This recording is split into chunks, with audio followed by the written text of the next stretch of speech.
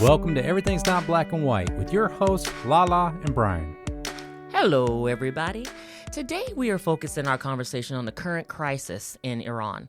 With the world reacting to the joint military strikes between the U.S. and Israel that began this past February, it's easy to focus on only the tactical and political shifts. But behind those headlines are millions of human stories and a long history of people seeking a different future. To help us move past the surface level news, we are joined by Zolal Habibi. Zolal is a human rights activist and a member of the Foreign Affairs Committee of the National Council of Resistance of Iran. Her perspective is shaped by a lifetime of resistance, and she's here to help us understand the backstory of a nation that is currently at its tipping point. Thank you so much, Zolal, for being here with us today. We really appreciate it. Thank you very much for having me, and please allow me to greet everyone who's tuning in to the podcast today. Yes, thank you. So one of the questions I really want to ask, we always say that a person's beliefs are deeply rooted in their firsthand knowledge and past experiences. So your commitment to a free Iran began with the story of your own family and the 1988 massacre that took your father's life. To start us off, could you share that background story and how your family's experience shaped your core beliefs about what Iran has become? I was only 7 at that time. I guess I have to go back a bit more to explain what it was that got me connected. To be honest, I think Iran has always been part and parcel of my life growing up. Despite being part of the generation that was unfortunately born and raised abroad, I've never actually had the chance to be in Iran, but I could clearly say that there hasn't been a day in my life that the people of Iran, the plight of the people of Iran have not been an issue for me. Mm-hmm. And my parents were activists, so I got introduced to the human rights situation in Iran very early on, and especially since my father was a very prominent writer and a human rights activist, I had the opportunity to come face to face with people who were victims themselves, like victims of torture, people who had escaped prison in the 1980s. I think the first time that I met people who were victims of torture, I was about 4 or 5 years old. And that was my reality, knowing that these are the things that happen in Iran. And I guess it just changed my perspective, how I see issues and matters. It changes your perspective on a lot of things in life. Yeah. In 1988, my father was killed by the regime, and that changed everything in my life. But that summer, the regime had over 30,000 political prisoners executed. Its impact was on the history of Iran and the future of Iran. So it is something that we are still feeling the impact of today. It's ironic that actually this past week, there has been a lot of talks about the 1988 massacre. And because at that time, there's a lot of parallels to what is happening today. Yeah. At that time, it was after 8 years. The Iran-Iraq war was coming to an end or had just come to an end. And Khomeini knew that the people of Iran were devastated by the war, by the suppression, by everything that was going on in society. And they really wanted to see change. And he knew that he had to do something to spread enough fear in society to be able to keep his grip on society. And so that's why it turned to the execution of political prisoners, because Khomeini understood that they are the pioneers of Iran society. They are the ones who would be leading any kind of change in Iran. And so by eliminating them, it was able to buy time for itself. And unfortunately, with that massacre, there was complete silence inside of Iran for about 11 years until the new generation came into the scene and the student uprisings in 1999. Right now, we are seeing signs of the start of something like 1988. And in these circumstances, I think there's been a lot of recollection, and a lot of people have been saying that, since last summer, the Iranian regime was saying that they probably need a repetition of the 1988 massacre to be able to keep themselves afloat due to the circumstances. And with the thousands of people we saw killed in the streets in the protest in January, we are seeing this coming about now. Oh. It is absolutely heartbreaking to me. First of all, accept our deepest condolences on the loss of your father in such a heinous and awful way. My grandmother's mother when she was born. She was born in 1914, and in the rural South here. And it's really, obviously, I'm African American, and so we've had a lot of segregation and racism here. But her mother was murdered when she was 3 years old by the Ku Klux Klan, and so she had to live with distant relatives during that time. So I don't firsthand know, but I know how that can affect a family. And so my deepest condolences to you and your family.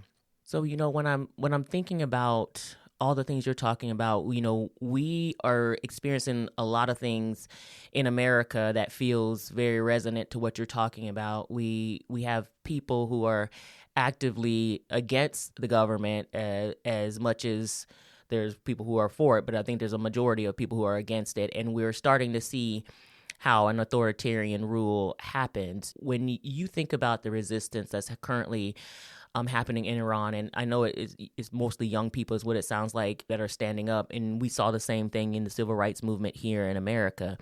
But now we're starting to see the younger generation step up as well. Like, what are some things do you think we should be looking at and thinking about and organizing around in the United States right now?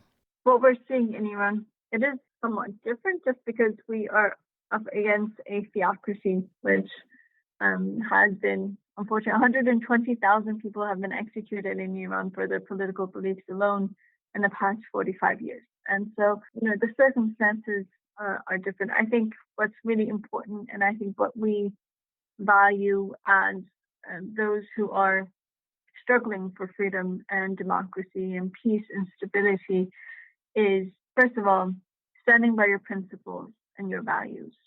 That has been very key for us as a movement that has been fighting against two dictatorships for 60 years now. And that kind of dedication can only come when you actually stand certain values and principles, and that is your guiding light at the end of the day. Mm-hmm. And also not safeguarding those values, those things that you stand for. Growing up, for me, it was very important to always recognize and also cherish the possibilities and the freedoms that I had, mm-hmm. and safeguard them too.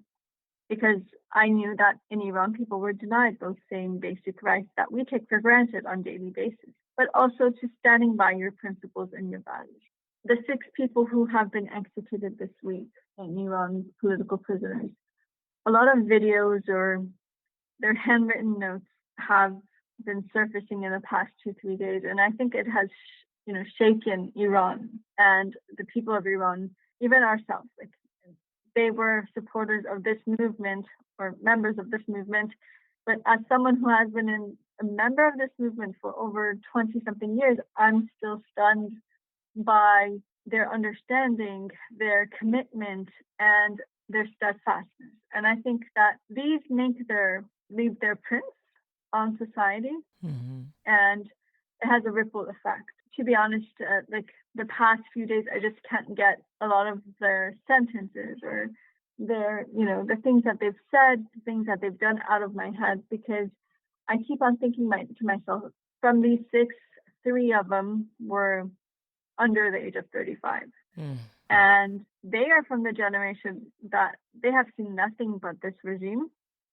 But practically their parents' generation is probably in their early teens or so when the revolution had happened. And so you see that people with such immense understanding far beyond their years, their dedication, even though they have never had the chance to actually come face to face with someone who's an actual member of this movement or anything like that. But through their only connection has been through, I guess, watching television or using internet to be able to communicate or phone calls. But they have such an immense understanding of this fight and this struggle, despite living under complete tyrannical rule their entire lives. And I think that in itself has a message. And that message is that those values that you're fighting for are just, it'll open its path and it'll connect the generations, no matter how dark the situation and how brutal the dictatorship. And that is what we're seeing. That's what we also saw in January. I mean, with the uprisings in Iran, I think the world saw, the bravery of the Iranian people who came to the streets with empty hands, but they stood. And you saw these young teenagers who said their final farewells before going to the streets, understanding the price that they were paying, understanding the consequences, and leaving video notes for their parents or their loved ones, just in case they don't return, for their parents to know, like, that they made that decision with open eyes. And I think that is something that's very powerful in any society. And we need to, that's why raising awareness is really important and key, but also seeing yourself as an agent for change, seeing yourself as that one person who can make an impact, and not looking at others for action, and instead taking it upon yourself to be that change you want to see in society. And I think that is the message. And I think that only is possible with honesty and self-sacrifice, which are the, two principles that we have continuously stood by in our fight for freedom in Iran. Yeah. That is so encouraging to hear and empowering to hear. We often talk to people about that. Or like, well, I don't know what to do. I said, do something, right? There's always something you can do. Here we think about there's the protests, and we do protesting. We write our senators. We go out to vote. We take care of our neighbors who need stuff. We've dealt with the ICE situation in Department of Homeland Security here in the United States. Snatching actual citizens and killing citizens and deporting people. For no real reason. So a lot of people have felt that exhaustion of fighting and feeling like we're not getting anywhere. But what you just said is heartening for me, because it's people saying, like you said, the truth and the self-sacrifice. It's like, look, I got to do something. Something has to change, and nothing changes if nothing changes. So I have to do something, and being willing to risk it all to help a society bigger than you, right? And so it's a selfless thing to think about in a lot of ways, but that's how movements do happen. And so I'm encouraged by that, but I'm also sad about all the devastation that has to happen for those in power who are truly brutal to relent and to let people be able to live, survive, and thrive in their lives. You carry a lot of heavy burdens. Like, how do you take care of yourself mentally, emotionally, physically? How do you take care of yourself to get through each day with everything being so heavy? Well, I think that the nature of, first of all, we have a lot more potential than we actually think. And everyone has the potential to bear so much more than what I have. And that is something that I have experienced and seen and firsthand. But I think one of the things is, as I said, when I became acquainted with these things as a child, it just changes your perspective on a lot of things. I always considered myself to be one of the lucky ones. I didn't consider myself as someone who has suffered a lot. Unfortunately, I've known a lot of people who had it worse than I did. I was always grateful for that, not having had to experience those things. But on the other hand, especially as I grew older, I always thought I'm very lucky to be able to live in a time that I actually have this opportunity to be able to take my life to a cause much greater than myself, and that's the freedom of my country. I mean, in history, how many people have that opportunity to be able to be a part of something like this? Yeah. And I think that when you are concentrated on that goal or that target, then a lot of things that might seem trivial on normal basis, they don't have that much of an effect, or they just lose that weight, I guess. Mm-hmm. And it's also important because I've never seen myself as the victim, but in fact, as someone who, as I said, is one of the agents of change. I appreciate that. That's a great point of view that keeps you grounded, and it's something I'm definitely going to take to heart, and I would imagine our listeners will also do the same. We're thinking about this war that we're in right now between the U.S. and Israel and Iran, and I think about, you've advocated in the past for a secular, democratic, and non-nuclear republic. So when you give the current state of war right now, like, what does the immediate path to peace look like in your view, and then what would need to happen first for that to happen? One of the things that I think is very key to understand is, like, from day one, our position has always been, and this isn't just like, for instance, day one, I don't mean day one of this war, I mean from day one, like in the past 2 decades. I remember 22 years ago, Ms. Rajabi, the president-elect of the National Council of Resistance of Iran for the interim government after the overthrow of the regime, she stated at the European Parliament that the solution to Iran is neither war nor appeasement. It's to support the people of Iran to be able to create change. And back then, she warned that the policy of appeasement is eventually going to lead to a war. And this isn't just our narrative. This is, history has shown this to us too. I mean, just look at World War II. What happened? The policy of appeasement finally led to a point that there was a point of no return, and so the war was the only option on the table. Right now, also, we have always stated that, look, so the solution to Iran is neither war nor appeasement. But there is an solution, and that's supporting the people of Iran and their organized resistance to bring about peace. Because that's the difference between Iran and maybe a lot of other countries in the region, is the fact that it does have an organized resistance with an extensive network on the ground and a very extensive network that is able to push forward for that change. Yeah. It's such an inspirational thing that you all are doing, and I agree with you that all foreign policies, they just need to get out so that you all can take care of the things you need to take care of, because you're absolutely right. No one will save you but yourselves, and I love that the people of Iran want to be empowered to do so. And so I hope that this war does end as soon as possible so that you all can get to the business of taking back your country and giving your people hope again. And so I'm so grateful. We're so grateful for you to be able to share even little bits of this story so people can have a better understanding, because sometimes you're looking at the news or you're looking at social media and you don't know what's true and what's not. But to have somebody who is very connected to this is very important to hear your voice. So really appreciate you being on the podcast and talking with us. Thank you for the opportunity. And as you said, I think one of the things that's important to maybe tell the audience too, because I guess maybe the image that I've presented might be a bit gloomy, but the reality is that there is a lot of hope. I think that the regime has never been as weak as it is today. And the people of Iran have never been stronger in their unity and their dedication to this change. But I think it's really important for everyone to be able to share this message. I think there is a solution to Iran. So it's neither war nor appeasement. It's supporting the people of Iran and their resistance to bringing about change. What comes next is like the question that everyone keeps on asking.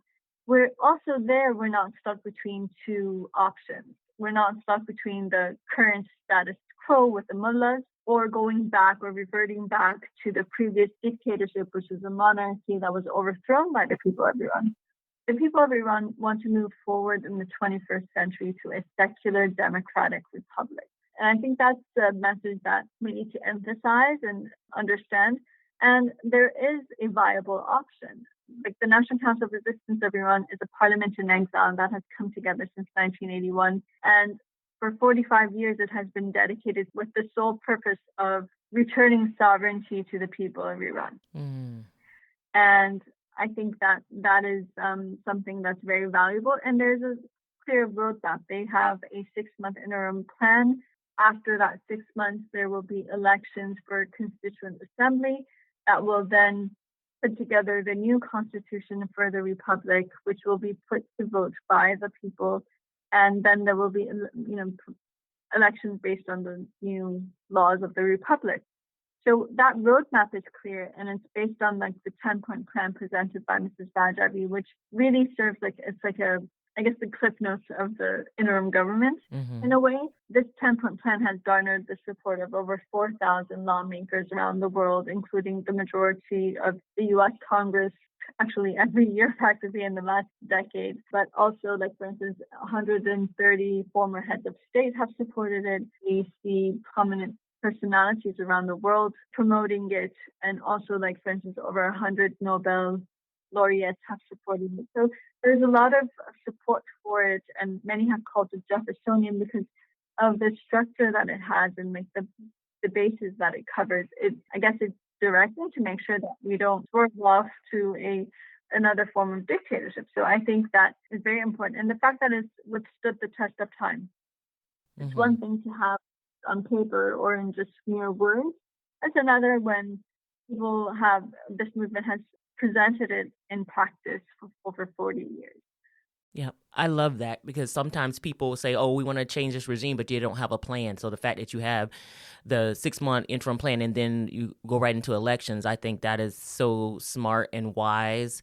And then you have the buy-in from the other heads of state around the world is also important because you're going to need that support and resources to help you all do what you need to do. So I'm very, very grateful that you all are there and you're fighting the good fight and you're resisting. It's just amazing. So I thank you so much for sharing all of that with us. So is there any way if people want to get in touch with you or follow your work, how can they do that? Well, if you would like to be more informed about the resistance, what's going on in Iran, because there's, as you mentioned, there's a lot of disinformation out there, and it's very difficult to navigate through all of it, especially in social media and things. So if you'd like to learn more, visit ncr-iran.org or mariam-rajavi.com or mariamrajaviforchange.com to learn more about her viewpoints. I think that's something that a lot of people will probably find very interesting. If you would like to become active in the U.S., you could reach out to oyac.org. It's the Organization of Iranian American Communities. They have chapters in over 40 states, so you're probably covered there. And if you'd like to reach out to me, I am available on social media in both X, Instagram, and LinkedIn. If you search my name, I think that's probably the easiest way to find it. Okay, that sounds great. And we will put all of that in our show notes so people can follow along and get in touch with you and stay informed in the best possible way as this continues to unfold. So we are so grateful again. Thank you, Zolal, for being with us. And Brian, tell people how they can get in touch with us. Yes, you can email us at embwpodcast@gmail.com, or you can follow us on Instagram and Facebook, and we'd appreciate that. Awesome. Well, that's all the time we have for today. Thank you again, Zolal, for being with us. And thank you, all our listeners. We will see y'all next time. Bye-bye.